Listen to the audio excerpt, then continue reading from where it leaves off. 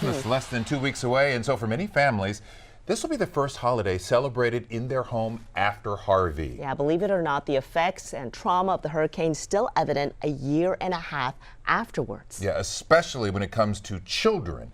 And they talked to Melissa Correa about it. Melissa? Yeah, guys. And so what we found is therapists in Houston are saying some of these studies show that it could be a year or two after Harvey that we really start to see signs of trauma in kids. We're talking about a change in behavior, like a sudden ADD or ADHD in behavior, or a shift to depression. So it's one thing to spot that behavior.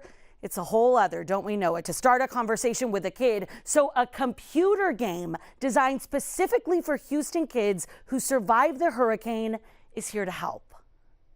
It's a basic title meant to help with complex conversations.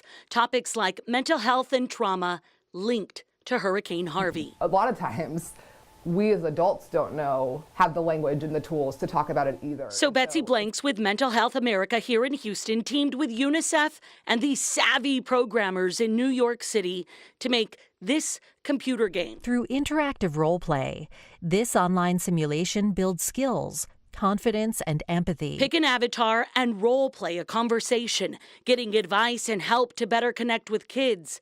The program is free for Houston area schools and teachers. It's engaging and you actually learn. From kids having survivor's guilt to seeing their parents struggle with insurance and FEMA and home repairs. Yeah, we don't give kids enough credit for being stronger, one, than we think they are, but two, also how resilient they are and how much they do try and protect their parents and the other people around them. So know this, the more conversations that begin even a year after the storm, the better.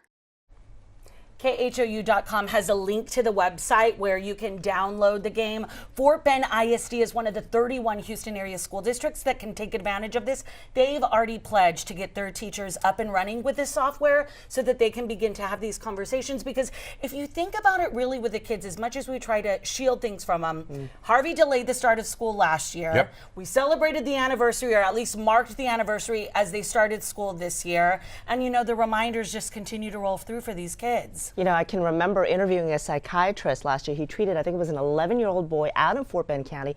The boy's home didn't flood, relatives did, and with the first big storm, he literally walked out of school, didn't tell anybody to get home to save his mom. Yeah. The school had a lockdown and everything out in Fort Bend because they didn't know where the boy was. And it's amazing, you pointed out that it could be a year and a half later before you see signs of what essentially is sort of like PTSD. It is, and that could come and be triggered by like the storm we had overnight, the thunder, the lightning, the rain, all of this uncertainty and unknown with the weather. Kids feel it too. Yeah, all good advice. That's a great online tool for folks. kids. Free. Yeah, that's absolutely great. Yeah. Thanks, Melissa. A great note there. Thanks, Mel.